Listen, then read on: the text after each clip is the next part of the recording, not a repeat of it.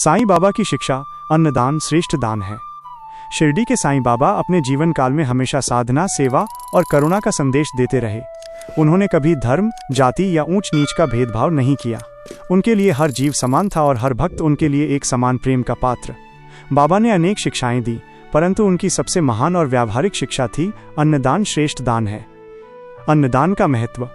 साईं बाबा कहा करते थे, भूखे को भोजन कराना सबसे बड़ा धर्म है। जब पेट खाली होता है तब मन में कोई भी विचार स्थिर नहीं रह सकता। भूखा इंसान न तो पूजा कर सकता है, नहीं ध्यान। पहले पेट भरना जरूरी है, फिर मन ईश्वर की ओर लग सकता है। यही कारण था कि साईं बाबा ने अपने जीवन में सदैव अन्नदान को विशेष स्थान दिया। उन्होंने न केवल स्वयं भोजन बनाया, बल्कि हजारों लोगों को प्रतिदिन भोजन कराया। द्वारका माई की रसोई। शिरडी में द्वारका माई मस्जिद ही बाबा का घर था। वहीं बैठकर वे अपने भक्तों को उपदेश देते, समस्याएं हल करते और प्रेम बांटते। इसी द्वारका माई में बाबा रोज सुबह स्वयं उठकर भोजन पकाते। वे बड़े बड़े बर्तनों में खिचड़ी, पोहे, शाक सब्जी और प्रसाद बनाते। भक्त भी अपनी श्रद्धा से चावल, दाल, आटा, घी और सब्जियां ले आते। बाबा बिना भेदभाव सबके हाथों से सामग्री लेते और कहते, ये अन्नदान ही सबसे बड़ा यज्ञ है। इसमें जो भी सहभागी होता है वह पुण्य कमाता है। जब भोजन तैयार हो जाता तो बाबा सबसे पहले भगवान को अर्पित करते और फिर भक्तों को प्रेम पूर्वक खिलाते। वहां कोई अमीर गरीब का भेद नहीं था। सभी एक साथ बैठकर भोजन करते और बाबा की कृपा का अनुभव करते। एक प्रसंग, भूखे को भोजन। एक बार शिरडी में एक गरीब किसान भूखा प्यासा बाबा के पास आया। उसके पास न पैसे थे और न ही अन्न। उसका परिवार कई दिनों से अधपेट खा रहा था। वो बाबा के सामने गिर पड़ा और बोला, बाबा, मेरे बच्चे भूख से तड़प रहे हैं, कृपा कीजिए।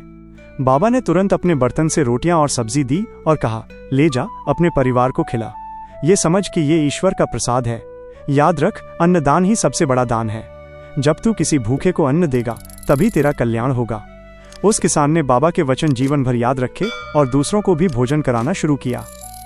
बाबा की शिक्षा, अन्नदान क्यों श्रेष्ठ है। 1. जीवन का आधार। भोजन हर प्राणी की पहली आवश्यकता है। बिना अन्न के जीवन संभव नहीं। 2. मन की शांति। भूखा व्यक्ति बेचैन रहता है। जब उसे भोजन मिलता है तो उसका मन शांत होता है और वह भगवान का स्मरण कर सकता है। 3. समानता का प्रतीक। जब सब एक साथ बैठकर भोजन करते हैं तब अमीर गरीब जाति धर्म का भेद मिट जाता है। 4. पुण्य का फल। अन्नदान करने से ईश्वर की कृपा मिलती है। साईं बाबा कहते थे, अन्न ही ब्रह्म है, इसे दान करना ब्रह्म को अर्पण करना है। भक्तों के लिए संदेश। आज भी शिरडी में साईं बाबा की परंपरा जीवित है।